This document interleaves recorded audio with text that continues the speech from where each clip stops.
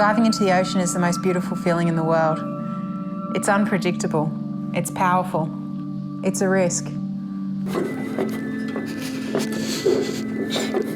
met our boat captain early in the morning and climbed aboard his old fishing trawler.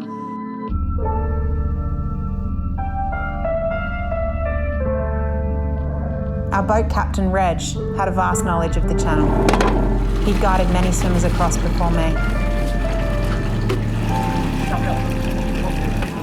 We were excited and scared, but it was the start of our adventure.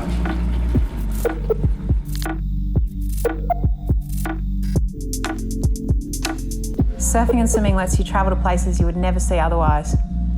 And it teaches you to be calm. It teaches you to be patient. I've surfed around Australia. I've swum in races and marathons, in rivers, lakes and channels all around the world. But the English Channel, it always seemed like a dream. It seemed so distant. It's the Everest of swimming. It's distance, it's strong tides, cold water, unpredictable weather, and large waves attract swimmers from all over the world. A few make it across, but many don't. Diving into a spring tide was a risk. Most attempt the channel on a neap tide. I dived into the dark waters at about 4 in the morning.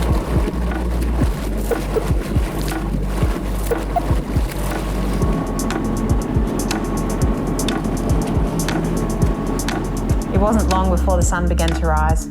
Suddenly the water felt warmer. I could feel the sun shining on my back and face.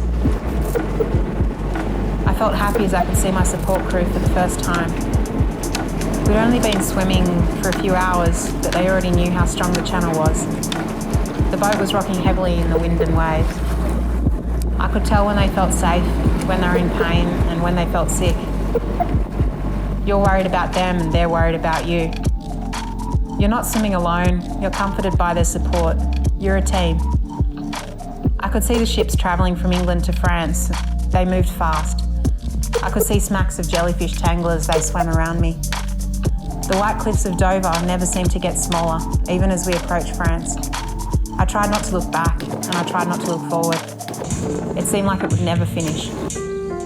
We were so close, the crew could see the people on the beach. They felt like they could reach out and touch the sand. The winds picked up and the flood tide unexpectedly crossed us hours earlier than expected. We were swimming against an incredibly strong current. I swam on the spot for hours. I was being pushed away from the boat, being pushed under the boat, being pushed toward the boat. I was being pushed back to England. After 11 hours of swimming, the captain said it was going to take over 6 hours to complete the final few miles. The wind was picking up fast, and the strength of the current and tides were defeating us. We had to make a decision. The crew's safety was my priority. I knew they were struggling in the conditions, but I was their priority. They knew it was a risk for me to keep swimming, even though I had enough strength to keep going. Touching the boat to call the swim, I climbed on board and was grateful to be with my crew and captain. I felt safe despite how rough it was on the boat. I looked back at France and back to England.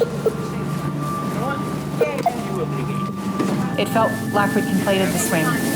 We'd swum over 45 kilometres, much farther than the official 34-kilometre distance.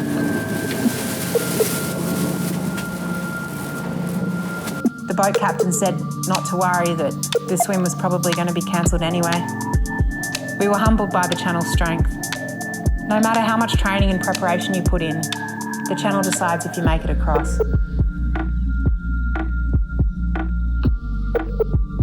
We didn't make it this time, but I don't think that will stop us from returning.